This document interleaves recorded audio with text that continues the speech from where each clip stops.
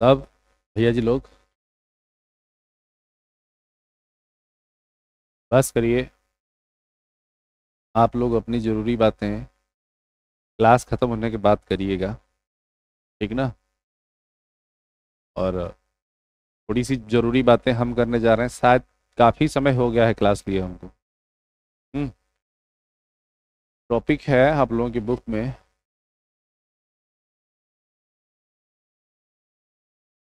Election and representation.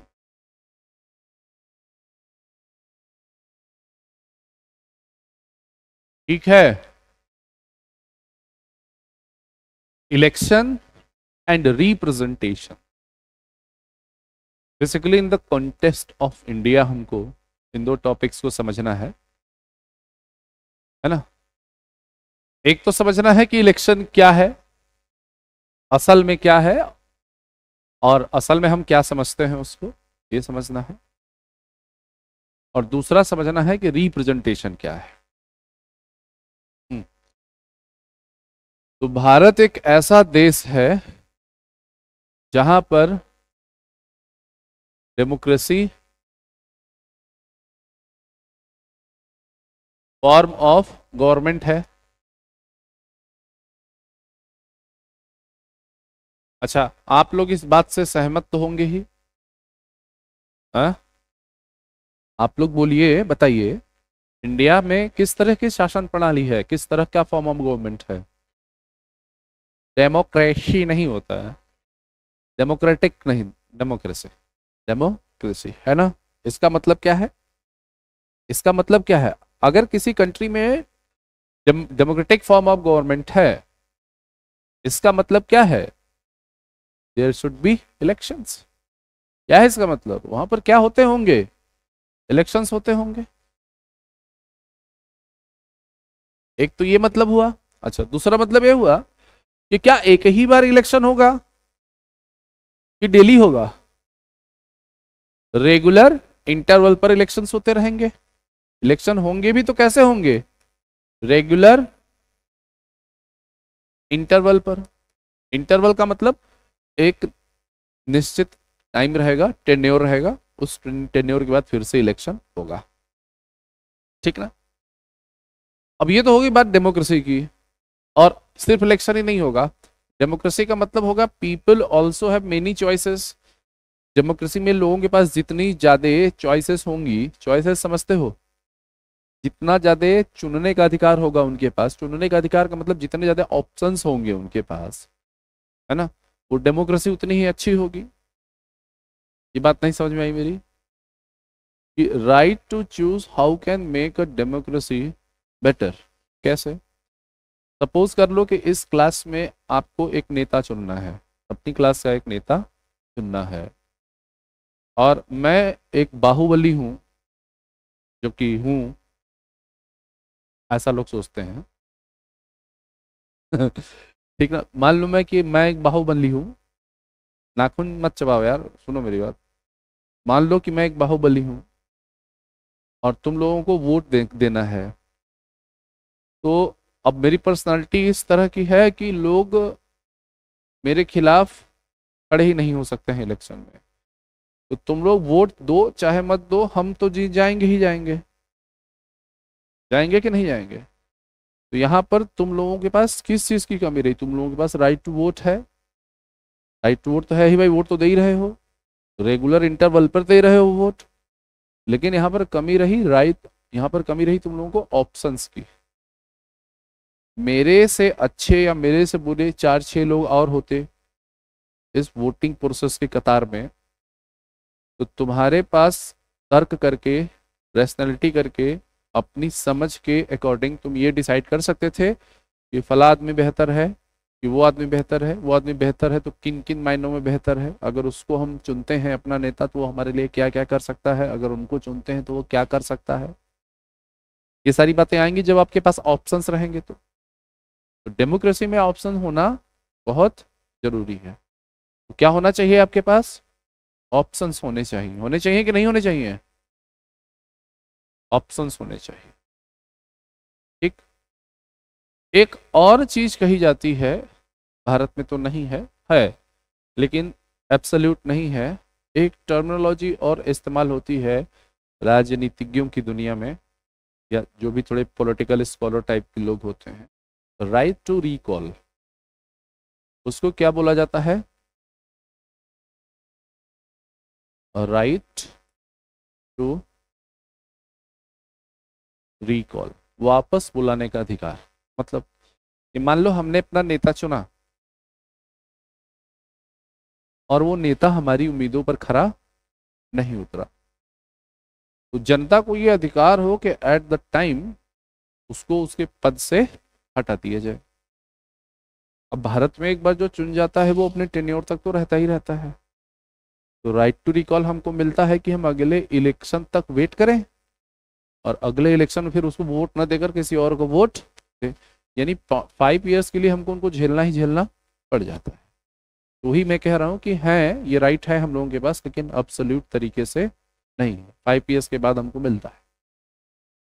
तो voting एक तरह का अधिकार हो गया, लेकिन कैसा अधिकार है? लीगल अधिकार है। तो ये सारी चीजें मिलकर क्या बनाएंगी? डेमोक्रेसी बनाएंगी। बनाएंगे कि नहीं बनाएंगे? और कुछ हो सकता है? Decision making. और क्या हो सकता है? Decision making. डिसीजन मेकिंग का मतलब क्या? That every decision which taken by the government should be the concern with the citizen of the country. Hmm? What democracy says? Democracy says that every decision, every means every, nothing left apart from it. Every decision should make with the concern of the citizen of the country.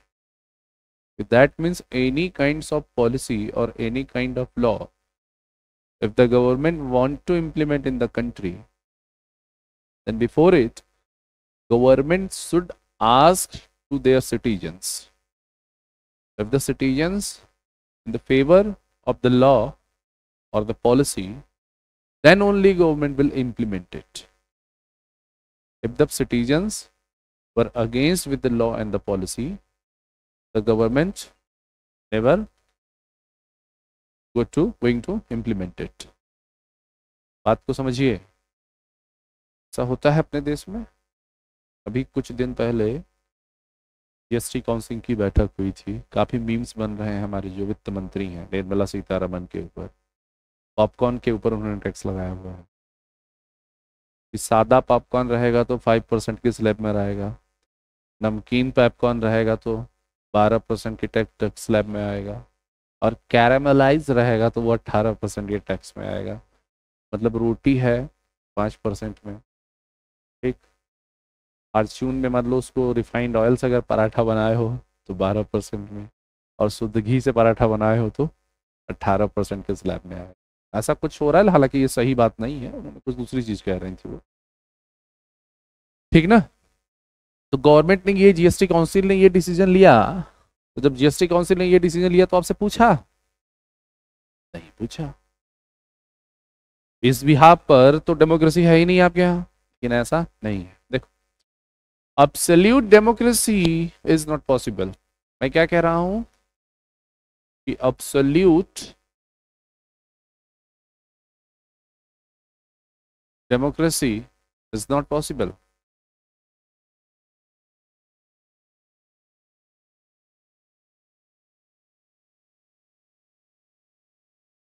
Absolute democracy जो है वो possible नहीं होती। Absolute democracy का मतलब क्या है, हो गया कि गवर्नमेंट के हर काम में आम नागरिक का सहयोग होना, सहयोगी होना। तो ऐसा संभव नहीं है। छोटे देशों के लिए तो है, जिस देश की आबादी 10,000 15,000 है, वहां तो अब्सोल्यूट डेमोक्रेसी अपना सकते हैं। छोटी आबादी वाला जो देश है,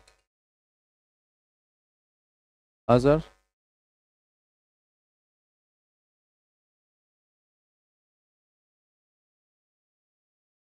वही क्लास में है, वेट कराइए,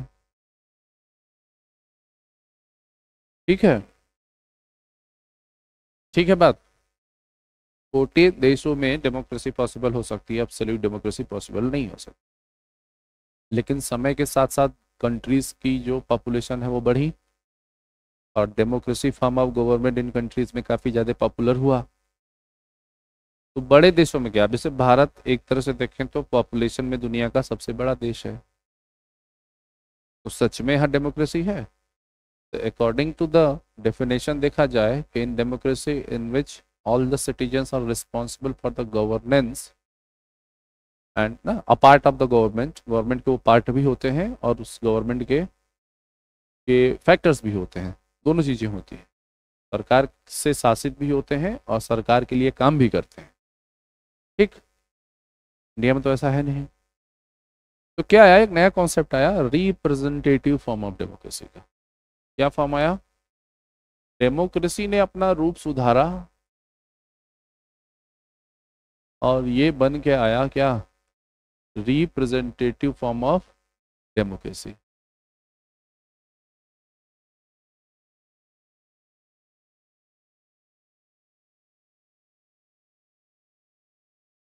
रिप्रेजेंटेटिव फॉर्म ऑफ डेमोक्रेसी।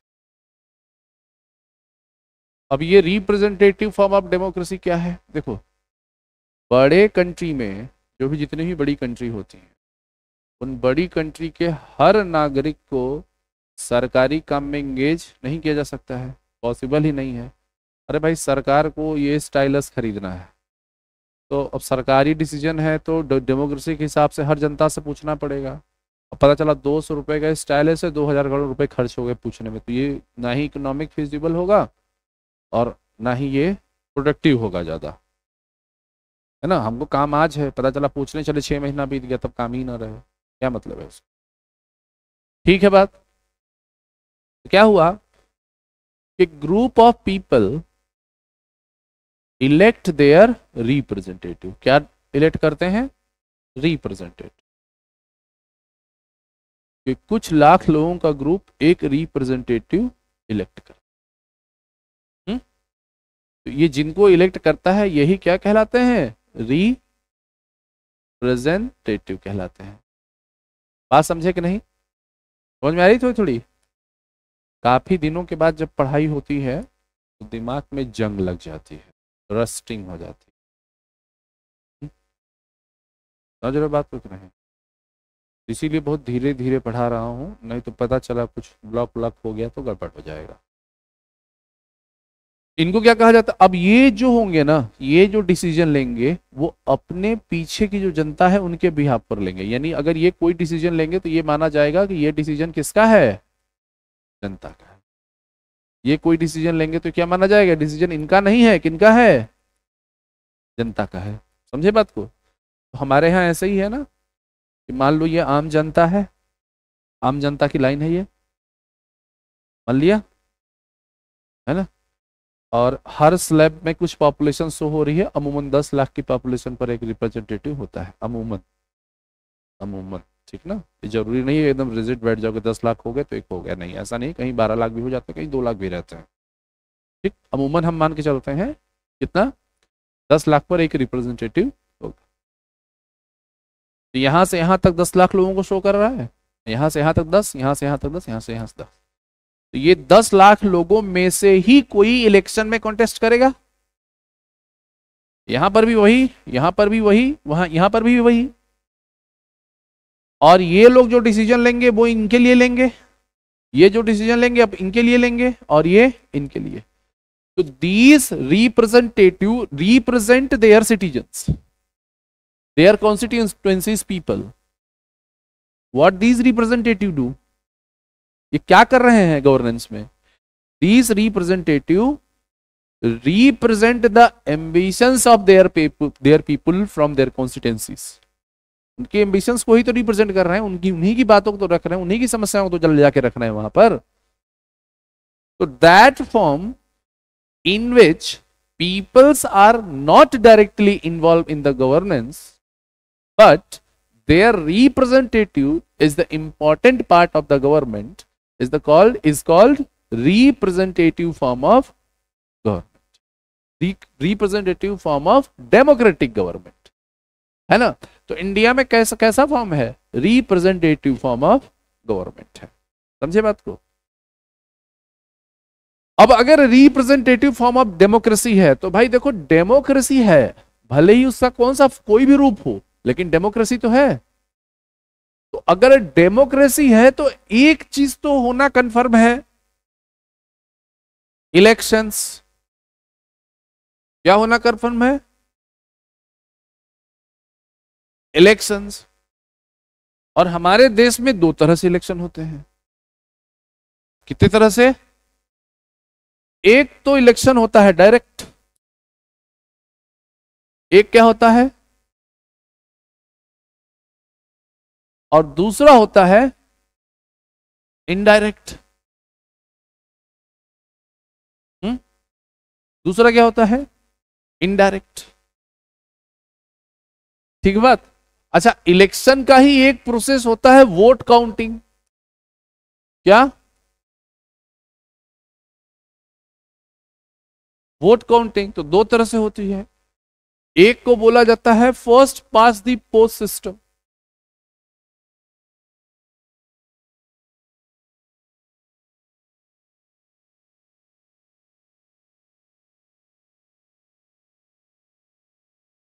और दूसरे को बोला जाता है प्रोपोर्शनल रिप्रेजेंटेशन।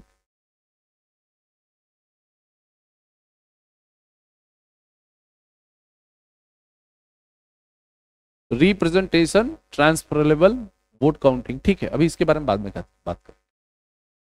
तो हमको ये देखना है कि हमारे देश में डायरेक्ट इलेक्शन किसका किसका होता है। तो देखो, member of Lok Sabha, member of Lok Sabha, इनका क्या होता है?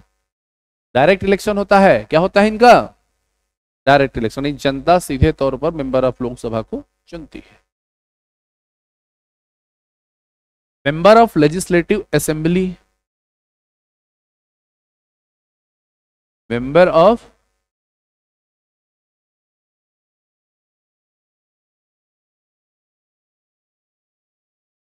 इनके भी मेंबर्स को कौन चुनता है? जनता सीधे सीधे चुनती है। और उसके बाद ग्राम प्रधान का इलेक्शन लोकल लेवल पर है, चेयरमैन का इलेक्शन लोकल लेवल पर। चेयरमैन को तो मान लो इनडायरेक्ट होता है, ठीक है। लोकल लेवल के इलेक्शन की चर्चा हम लोग बाद में करेंगे, पहले इन दोनों को देखेंगे। ये जो है ये सेंटर का इलेक्शन है, ये जो है स्टेट का इलेक्शन है। असेंबली स्टेट में होती है ना, इनका क्या होता है? Direct election. अब आप जानिए, इनडायरेक्ट इलेक्शन की बात करें अगर हम, तो प्राइम मिनिस्टर का तो इलेक्शन ही नहीं होता है। प्राइम मिनिस्टर का क्या होता है? अपॉइंटमेंट होता है। इसका तो ना डायरेक्ट इलेक्शन होता है ना इनडायरेक्ट इलेक्शन होता है। क्या होता है इसका? अपॉइंटमेंट होता है। फिर बच्चे हमारे राष्ट्रपति साहब, प्रेसिडेंट। तो प्रेसिडेंट का इलेक्शन बेटा इनडायरेक्ट होता है। कैसे होता है? हम और आप डायरेक्ट उनको वोट नहीं देते हैं। प्रेसिडेंट के बाद जो अगले हुए वाइस प्रेसिडेंट,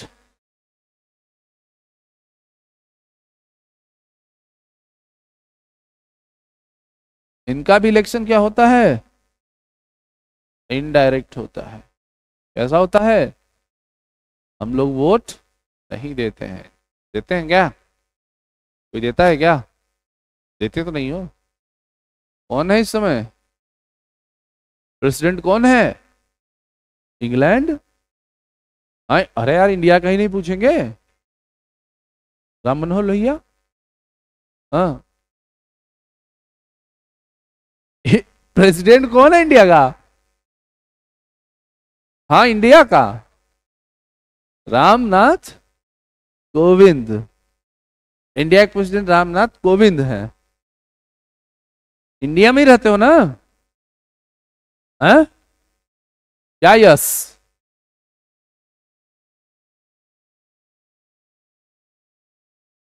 अखबार आता है तुम्हारे घर में? पढ़ते नहीं हो? एक दो साल हो गए होंगे लग रहा है पढ़ते हुए, नहीं पढ़ी हुए तुम लोग अखबार। टीवी वगैरह कुछ? मोबाइल? मोबाइल देखते हो? क्या देखते हो मोबाइल में? न्यूज तो नहीं देखते हो? हाँ, क्या देखते हो मोबाइल में? इंस्टाग्राम पे रील? लग तो रहा है वही कच्चा बादाम देख रहे हो।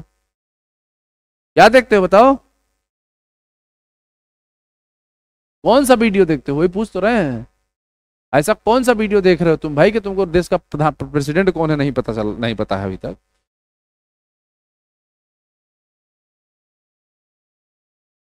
इकोनॉमिक्स का वीडियो देखते हो?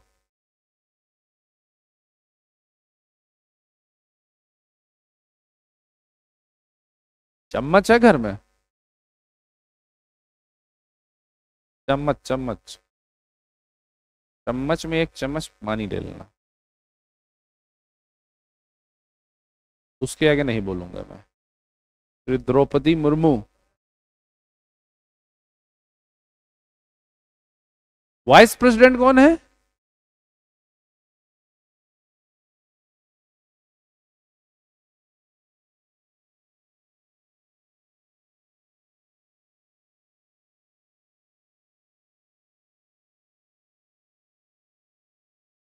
कोई बताए? वेंकैया नायडू बहुत पहले थे। कुछ ध से नाम है?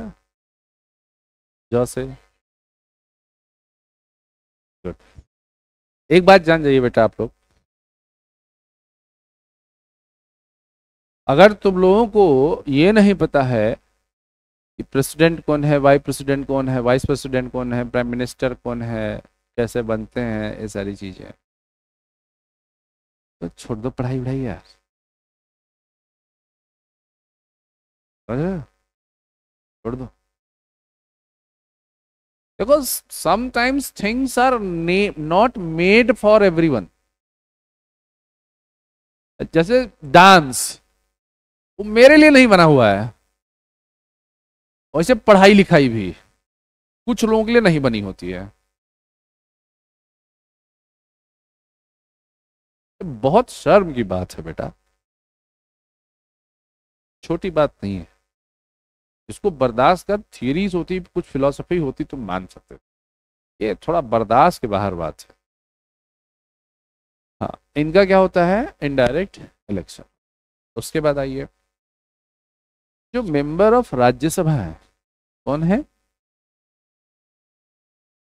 मेंबर ऑफ राज्यसभा है? इनका भी क्या, इनके भी मेंबर क्या होता है? Indirect election. इसके अलावा जो इस जिन जिन स्टेट में स्टेट लेजिस्लेटिव असेंबली काउंसिल है, स्टेट लेजिस्लेटिव काउंसिल है, इनका भी इलेक्शन कैसे होता है? इनडायरेक्ट। तो मेन मेन लोगों का तो इनडायरेक्ट हो रहा है, ठीक ना? अब अब इलेक्शन हो गया, क्या हो गया? इलेक्शन हो गया। इसका कैसा कैसे होता है हम देखेंगे थोड़ा सा, इलेक्शन सिस्टम ऑफ इंडिया।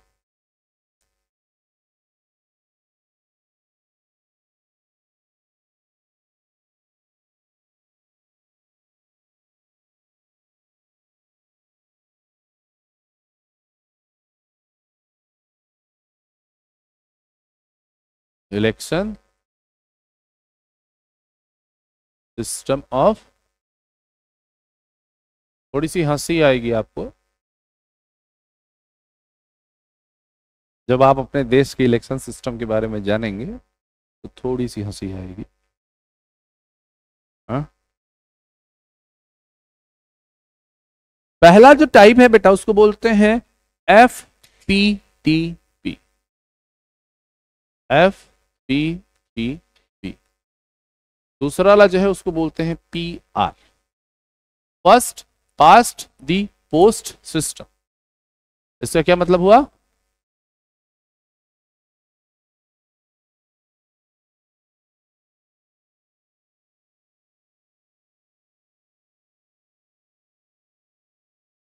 और इसका मतलब हुआ प्रोपोर्शनल रिप्रेजेंटेशन।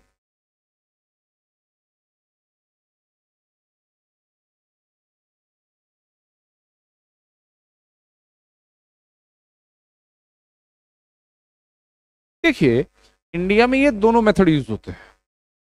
इंडिया के कुछ इलेक्शन में एफपीटीपी का इस्तेमाल होता है और कुछ इलेक्शन में प्रोपोर्शनल रिप्रेजेंटेशन का इस्तेमाल होता है, basically mainly vote counting methods.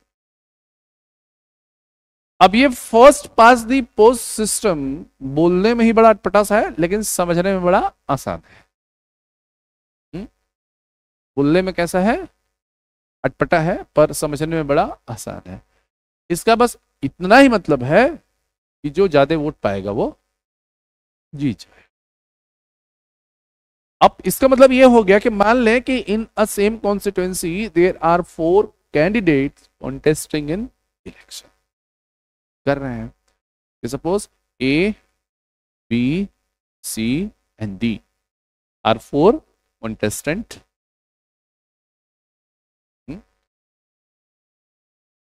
जो कि इलेक्शन में कॉन्टेस्ट कर रहे हैं।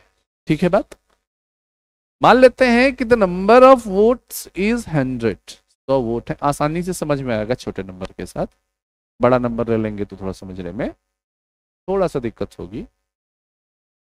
तो मान लेते हैं कि मिस्टर ए को मिले 45 वोट, मिस्टर बी को मिले 20 वोट, इनको मिले 25 वोट।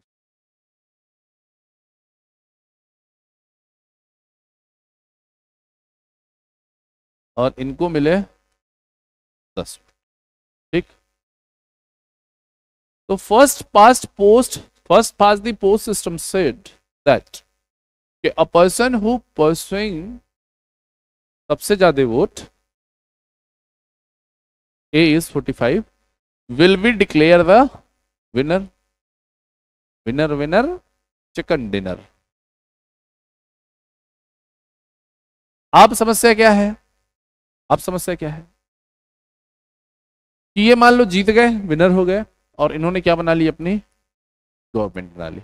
इनके पास टोटल वोट कितना है, तो लेट्स सपोज मान लेते हैं कि mister A represent the 45% population, यही ना हुआ। लेकिन डेमोक्रेसी में रिप्रेजेंटेशन बहुत इंपॉर्टेंट है। 100% लोगों का रिप्रेजेंटेशन होना चाहिए, सबकी बात होनी चाहिए ना, सबका रिप्रेजेंटेशन होना चाहिए। But what about the rest of people, they make 55% which that did not like mister A, जिन्होंने किसको पसंद नहीं किया है। इनका ओवरऑल परसेंटेज देखिए तो 55 है कि नहीं है। तो मेजॉरिटी ऑफ सिटीजन ने ए को पसंद, लेकिन सरकार किसकी बनी। अब आप समझे कि देश के ज्यादातर लोग सरकार से नाराज क्यों रहते हैं और कुछ कम लोग सरकार से खुश क्यों रहते हैं। क्योंकि ज्यादातर लोगों की सरकार ही नहीं बनती है देश में। समझे बात हो कि नहीं, सरकार तो उनकी बनती जो देखो ये कम वोट पाया फिर भी सरकार बना लिया, अब ये सबका मिला के तो ज्यादा वोट हुआ। तो इनके लिए बोला गया कि भाई आप अपोजिशन बना लीजिए। क्या बना लीजिए, अपोजिशन। अच्छा, अपोजिशन का रोल डेमोक्रेसी में बहुत बड़ा है, कभी बात करेंगे इस पर। लेकिन सिर्फ यहां गवर्नमेंट का क्रिटिसिज्म करने तक ये लोग रुक चुके हैं, बस थम चुके हैं, अपनी नैतिकता खो चुके हैं। नहीं तो अपोजिशन का रोल बहुत बड़ा होता है किसी भी गवर्नमेंट में, है ना। अपोजिशन का जो लीडर होता है उसका दर्जा कैबिनेट मिनिस्टर जैसा होता है। देखो अगर इंडिविजुअल वोट है, ये इंडिविजुअल वोट है ना, इंडिविजुअल वोट आपस में जोड़ नहीं सकते हैं ये लोग। अगर इंडिविजुअल सीट है, मान लो इंडिविजुअल सीट में पहले से ही डिसाइड करना पड़ेगा कि हम इस पार्टी से हैं, हम इस पार्टी से हैं, नहीं तो जीतने के बाद ये डिसाइड नहीं कर सकते, नहीं तो दल बदल निरोधक कानून लग जाएगा इनके ऊपर और वो अपनी सदस्यता खो देंगे। और भी बातें हैं इसमें की जाएंगी आपसे।